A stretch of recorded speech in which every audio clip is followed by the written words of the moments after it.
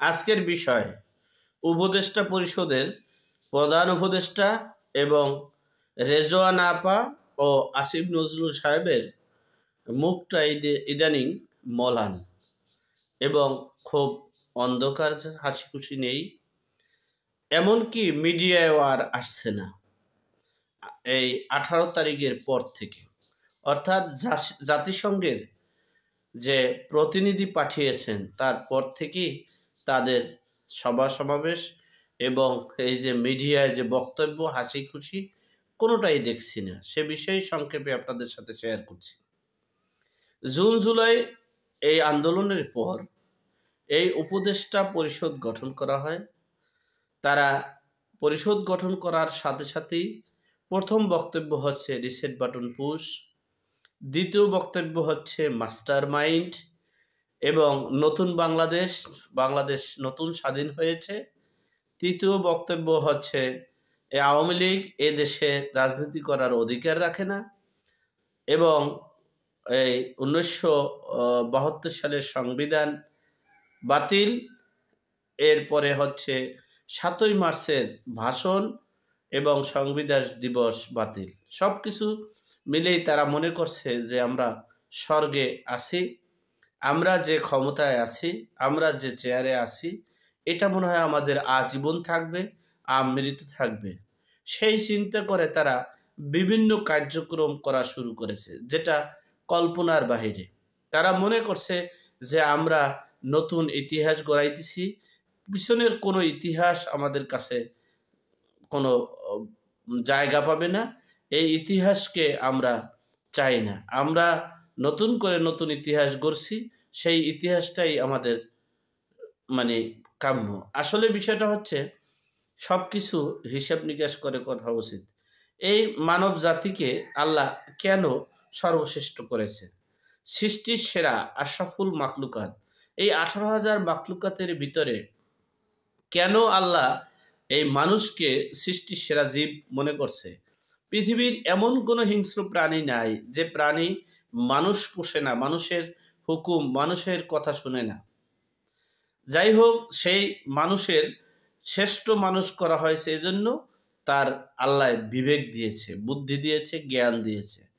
যে এই জন্য বিবেক, বুদ্ধি, জ্ঞান যার আছে তার কিন্তু বিচার হয় দুনিয়াতে এবং আখেরাতে। যার বিচার, যিনি পাগল, তার বিচার কি কেউ করতে পারে? করে? সুতরাং পাগল, উন্মাদ যারা, তাদের বিচার নেই। যার জ্ঞান আছে, বুদ্ধি আছে, বিবেক আছে, বিবেক এবং বুদ্ধি জ্ঞান থাকার পরও যিনি অপকর্মের সাথে সম্পৃক্ত, তার কিন্তু বিচার হয়। সুতরাং যা কিছুই করা উচিত, যা কিছুই মানে করতে চাওয়া উচিত, যা কিছুই করি না কেন সেটা হিসাব নিকাশ করে করা উচিত। প্রত্যেকটা বিষয় মানে করার আগে এবং পরে হিসাব নিকাশ করে করতে হবে।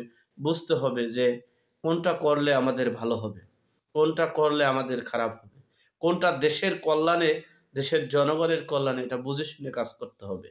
আপনাদের যে হাসি খুশি, আপনাদের যে মানে বক্তব্য শুনে আমরা খুবই আনন্দিত এবং গর্বিত ছিলাম।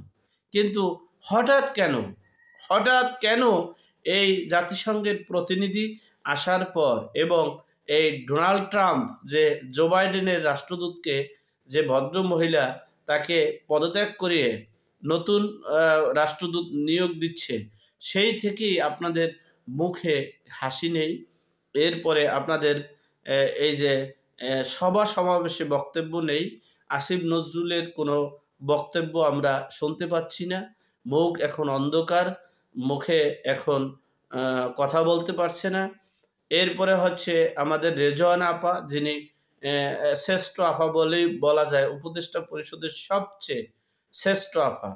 এরপরে আমাদের আছে সাখাওয়াত সাহেব, তিনি ব্রিগেডিয়ার সাখাওয়াত সাহেব।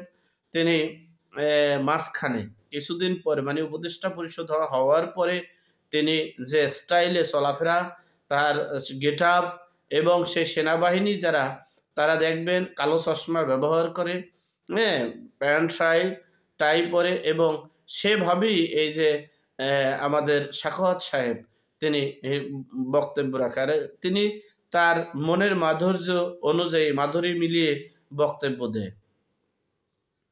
এখন ইদানিং দেখা গেছে তিনি তেমন আর বক্তব্যও দিচ্ছেন না, আর মানে তার ভিতরে যে ফিলিংস সেটাও তেমন একটা দেখা যাচ্ছে না।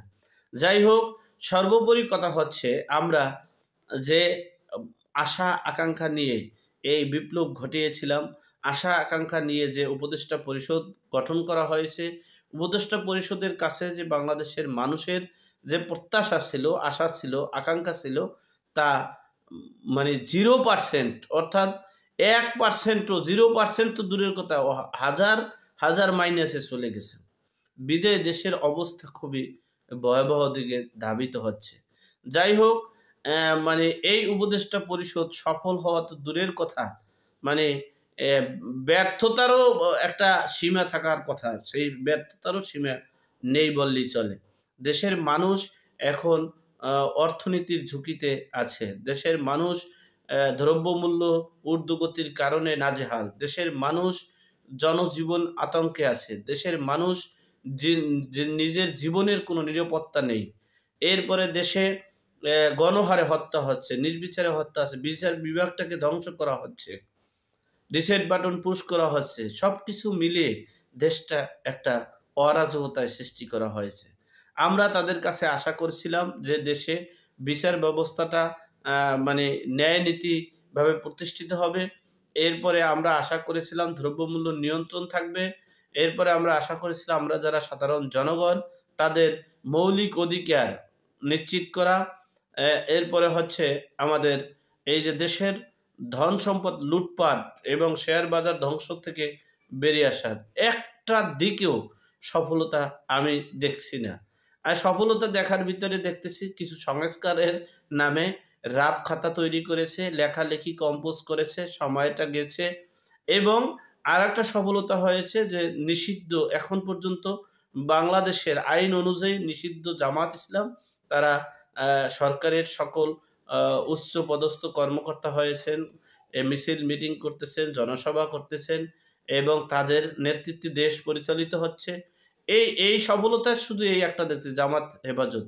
আর একটা সফলতা হলো বিএনপি এখন পরোক্ষভাবে প্রধানমন্ত্রীর স্থান নিয়ে যত দখল করেছিল আওয়ামী লীগ, যে আওয়ামী লীগ দখল চাঁদাবাজি, সেগুলো তো দখল করেছি, বরঞ্চ আরও আশেপাশে যা আছে তাও দখল করা শুরু হয়েছে।